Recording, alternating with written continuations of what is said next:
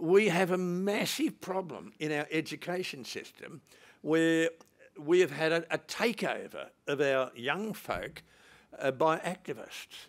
And these people are not getting educated. These people are having their lives destroyed, and they will ultimately lose faith in every institution in this country. Some of us have already lost faith in many of the institutions, but hopefully we can reverse that with books like this. So now I can more formally welcome everyone. Normally I say Ian's the man who needs no introduction, but in here, just a reminder for those who say trust the science. Well, I'm happy to trust this scientist. He was Professor and Head of Geology at the University of Newcastle, Professor and Head of Earth Sciences at the University of Melbourne from 1991 to 2005. He's been a Professor at the Ludwig Maximilians Universität in München, Professor of Mining Geology at the University of Adelaide from 2006 to 2011. He remains, astoundingly, an emeritus professor at the University of Melbourne. Perhaps there is some hope for that institution. Sorry, to be remiss of me not to acknowledge the wonderful editors of this work, again, at a time when scientists were being told to sit down and shut up. Jennifer Marohasy and John Abbot refused to do that. We've been able to offer them a home in the IPA, and this is now the third in this series that Jennifer has been involved with, Jennifer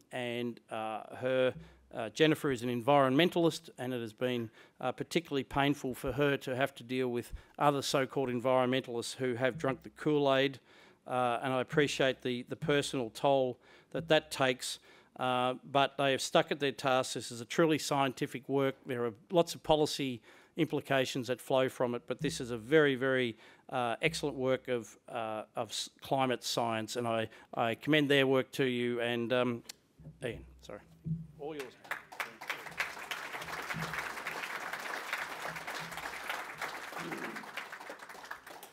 Well, thank you, and thank you for coming. And thank you for supporting the IPA. It is one of the lone voices in this country on many, many subjects, and climate is just one of them. The authors of this book have risked various career paths by actually publishing a chapter in this book, as have the two editors. The benefactors, thank you. The IPA couldn't do such work without benefactors. And you have the information. The information is there. And I know from personal experience, if you stand up, you get shot at. Last week was a good week. I was meant to have been giving a talk on the Broken Hill ore deposit in Edinburgh on the 4th of December. They withdrew the offer because of my views on climate change. Now, how the hell these two are related, I just don't know. Last week I also had a patronship rescinded because of my views on climate change. Previously, I've been banned from 2 Australian universities. Although I've only been a professor for 30 years, I guess I've got to do it a bit longer. I've also had the situation of a doctorate degree withdrawn, so an honorary doctorate in a European university. So it comes at a cost. And our authors in this book are from Finland, from Norway, from the UK, from the US, and of course Australia. And they take big risks by actually speaking the truth. And the one thing about speaking the truth is you never have to remember what you said. The truth is there. And we now have a book coming out. I think it's a very, very timely moment for this book to come out, because we will be having a very significant political change in the US regarding climate. And this book is now providing a foundation. And the foundation is with some of the basic information, and you will not read it. You will not read it in your local newspaper, the Socialist Moaning Herald. You will not read it in Melbourne's newspaper, Pravda upon Yarra. You just don't read it.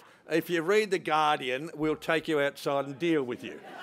So you just don't read about elementary science. And some of this science we've known for, in my field, for 250 years. We've known about climate change. It's been in all of the ancient geology textbooks. We've had arguments about climate for a long, long time. Yet those people who feed off your taxes and call themselves climate scientists, live in institutes and survive only because of grants which come from your taxes, they say that we geologists don't know anything about climate. Well, I'm sorry, but a book like this deals with things that are very important, and the only way to understand the present is to look into the past. And there are a number of chapters in this book dealing with climate cycles. And these cycles are very short term, like every 18.5 years we push warm water up into the Arctic. The ocean has 60-year cycles. We have solar cycles on 22-year, 1,500-year and 10,000-year cycles. We have orbital cycles where we're closer or further away from the sun every 20,000 years, 40,000 years and 100,000 years.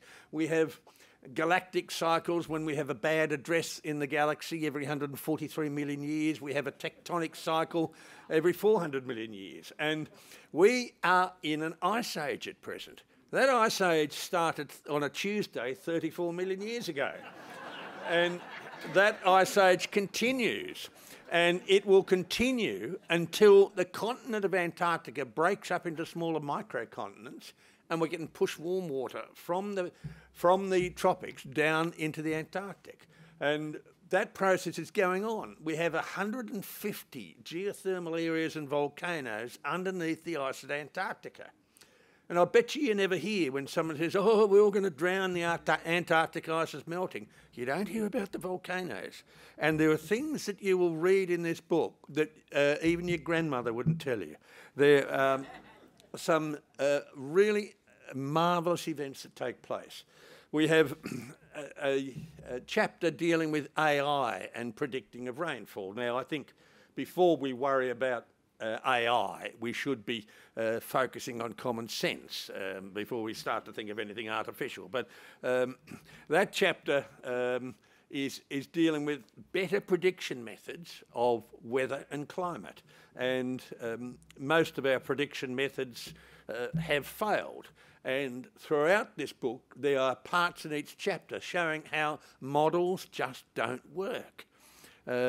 So we see a couple of sections on geology. Arthur Day, stand up, Arthur, so people can see you. I'm looking into light. Stand up, where are you? Now, he's the man who will sign this book for you, and I'll also sign it. So have a good look at him. Make sure that he's got a pen, and he'll sign it. He's written about volcanoes and climate. Now, one volcano can ruin your whole day. Ask the Minoans about the eruption of Santorini in 1600 BC. I don't use BCE, I use BC. We have got two sorts of volcanoes. Those that are terrestrial, sticking above the ground. There's about 1,800 of these. And these normally are explosive, some are not, like in Hawaii. But there's a lot of hidden volcanoes. We know of 3.5 million volcanoes sitting on the ocean floor. We don't see them. And they leak out carbon dioxide. There's liquid carbon dioxide on the ocean floor. You don't hear about that. So again, in this book, you'll read about things that you've never heard about before. And there's quite a discussion on models. And Christopher Monkton has got a wonderful section on models, and Christopher is Christopher. He's a lively sort of chap. And he's a mathematician, and he can show that these models are wrong, demonstrably wrong.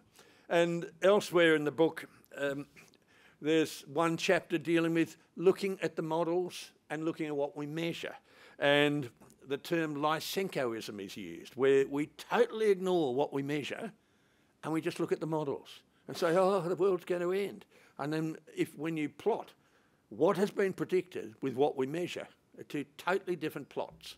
So we are in a period of time where feelings are far more important than fact.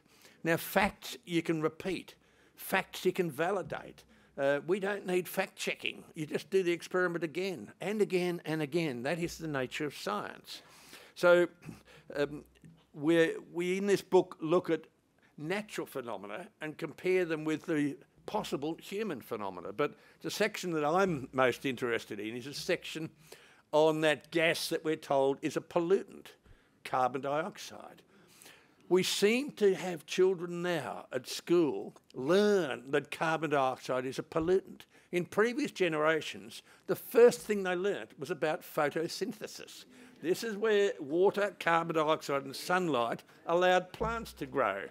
But now it has been demonised. And why do you demonise carbon dioxide? Because it's emitted by industry to keep our standard of living high and to make sure that there are jobs in this country. That is being attacked. And climate change has got nothing to do with climate. It's got nothing to do with the environment. It's got everything to do with destroying our economy. So the various chapters deal with carbon dioxide. One of them by Jennifer Marohasy has written what Will Happer has written on carbon dioxide, and he suggests that the effects of carbon dioxide are too small to make any difference. Some of us argue that, in fact, carbon dioxide probably has nothing to do with climate change. The second chapter by Tom Quirk and Michael Aston, they go into carbon dioxide in more recent times. I use the word recent as a geologist. And they show that variations in carbon dioxide in the atmosphere have got nothing to do with humans. It's to do with the ocean. And the oceans are degassing, and sometimes when it's cold are absorbing carbon dioxide. Now, I caught sight of you drinking beer. I caught sight of you drinking champagne. And you were only doing that for a scientific experiment. Because as your champagne warms up, and champagne's better than beer because you can have it at breakfast, lunch and dinner, as your champagne warms up, it keeps bubbling.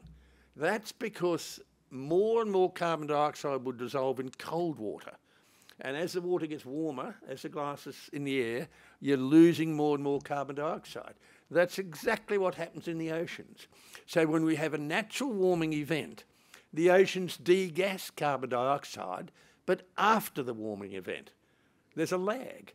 So we see that from the ice cores, we see it from experiments, and if you've got one area of science, chemistry, and measurements of ice cores giving you the same answer, then that is validation. That's what's called the coherence criterion in science.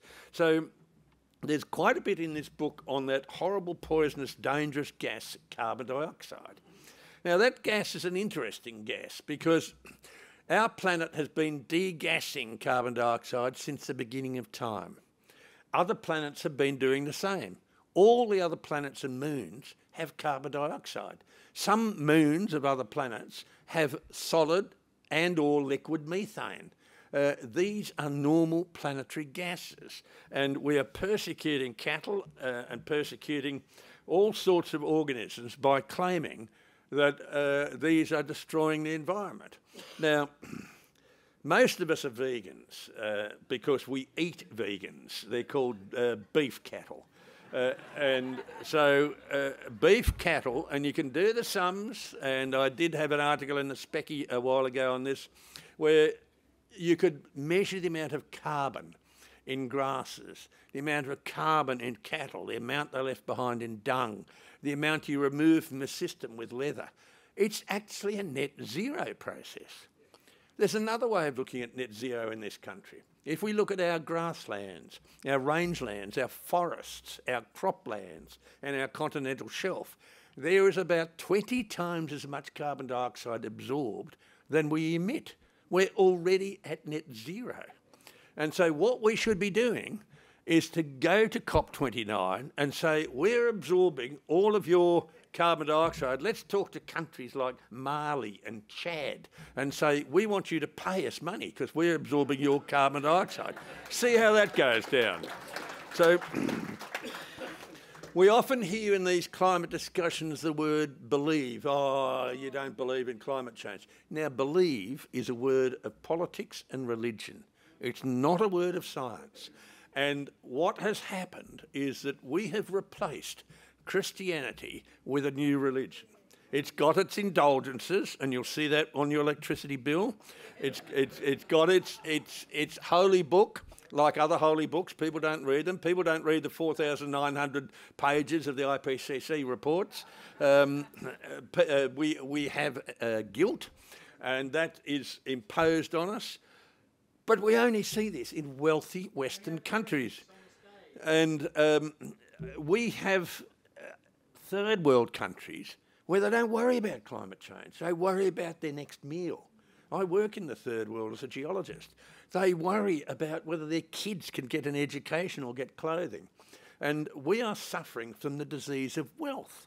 So we have huge social problems that I think have really disturbed our society. And this is why this book was put together, The End of the World. It's a group of authors where we've looked at the effects of this climate change anxiety on children, on society. And there's a door prize, by the way. I was instructed by the publisher to give away a door prize. And he told me the name, and I know one of the people with this name's already bought a copy, but he told me to give it to a Richard. Is there another Richard besides that one? First one up here gets it. Sprint. That's inscribed as your door prize. And there is another book out there. Scott Hargraves is a very modest man. It's actually a wonderful book. He's already signed them. So go out there, clean up what's left on the desk from Scott. There's a few of mine left to go. So why does the IPA get involved in something like this? Well, climate change is actually destroying the very threads of our society, and that is education. We've now had a 50-year dumbing down of our education system, and kids do not understand the basics of science. They're certainly not taught logic. They're certainly not taught how to argue. And they don't have any knowledge to be able to immediately mount a contrary argument. They have to Google it or go to Wikipedia or whatever. I mean, look me up on Wikipedia. First line, they've got my birthday wrong, and don't you dare change it. They've made me 6 months older. So you cannot believe anything in Wikipedia or any of the social media. So we have a massive problem in our education system where we have had a takeover of our young folk by activists. And these people are not getting educated. These people are having their lives destroyed, and they will ultimately lose faith in every institution in this country. Some of us have already lost faith in many of the institutions, but hopefully we can reverse that with books like this. I think, following on from what Mr. Abbot said, I think we are at a period of great change now. We saw it with The Voice, we saw it in the US. People now are not afraid to say, well, I'm sorry, I disagree. You want to do what I do when Qantas tells me that I'm landing in my own land? And I just shout out bullshit. You cannot...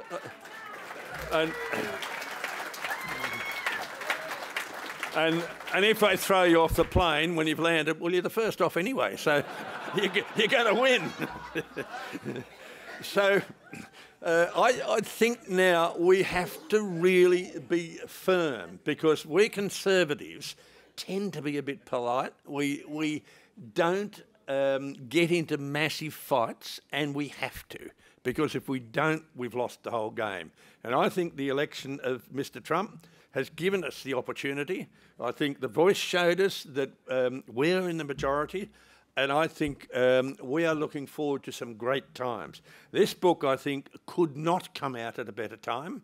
So I'm here to launch this book. So I launch this book and all who sail in her. It could not come out at a better time. There's information there which you will not read. If you search the scientific literature, it is very hard to find a contrary view, which is why almost 15 years ago I put out that book, Heaven and Earth, with 3,500 scientific references to show that if you know your way through the scientific literature, there's a huge amount of stuff that is saying, well, wait a minute, there is a lot of evidence to show that carbon dioxide might not drive climate change. And we see that with geological time. We've had 80% of time when we had far more carbon dioxide in the atmosphere than now, and what do we have? We had ice ages. So it couldn't be driving warming.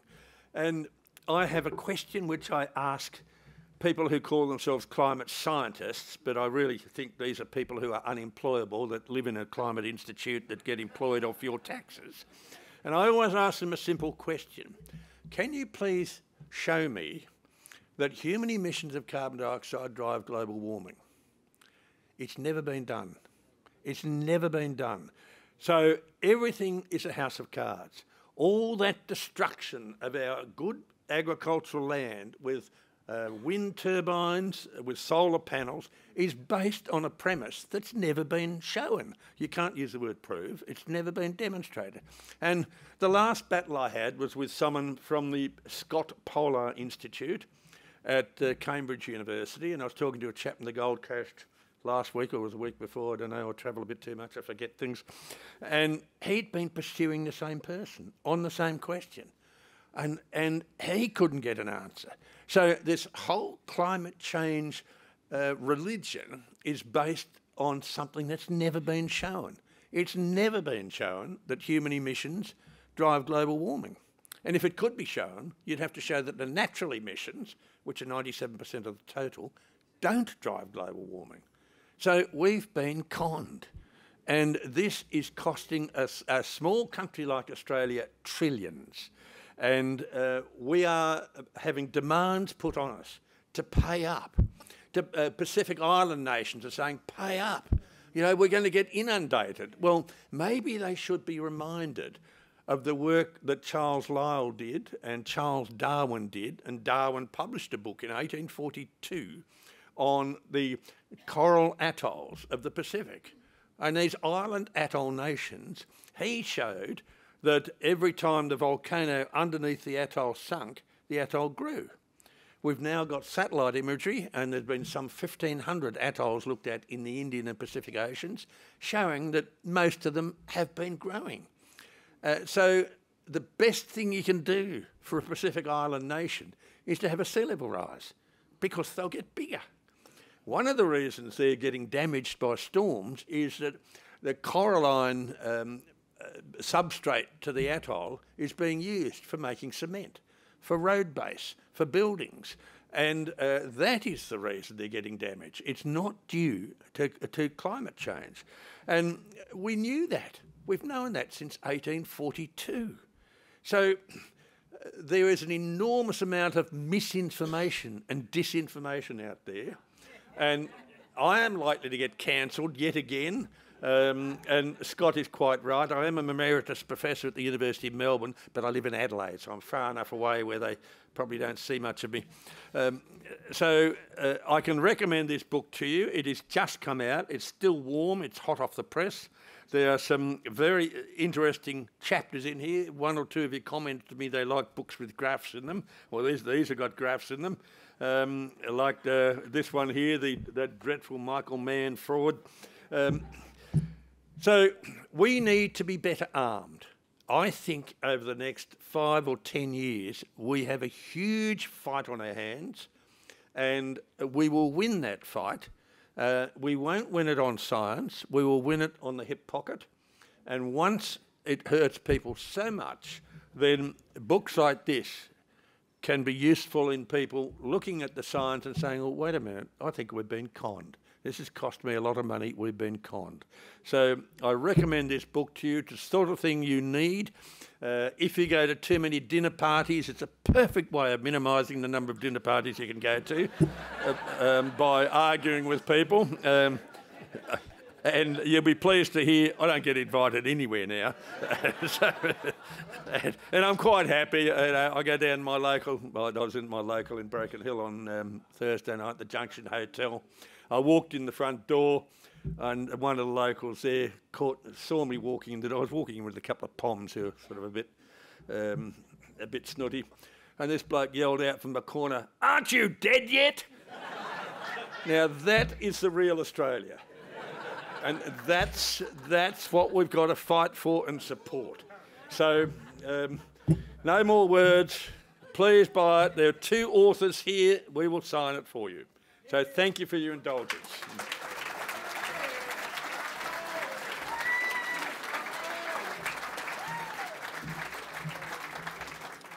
And for the benefit of those who have just watched that magnificent address on YouTube, I remind you that Climate Change, the Facts, only appears because of the support of the Institute of Public Affairs, because it is independent, because it is supported by over 9,300 members. We neither seek nor receive funding from government. We can publish our research without fear or favour. As Professor Plimer said, there are actually brave academics out there toiling away, and we found some of them for this book. We can support their research and amplify it and take it out into the world. But don't forget, the best way that you can support that research and the cause of actually shedding some real light on climate science is to go to www.climatechangethefacts.org.au and purchase a copy of Climate Change, the Facts now. In fact, purchase an extra one for your friends and give it to them whether they want it or not. Give it to your children and grandchildren. I'm sure they need to read it. And in fact, we also have a bundle offer where you can purchase a copy of the book and become a member of the IPA. We would love to have you. But for the ladies and gentlemen here and the viewers at home, please thank one more time Professor Ian Plimer.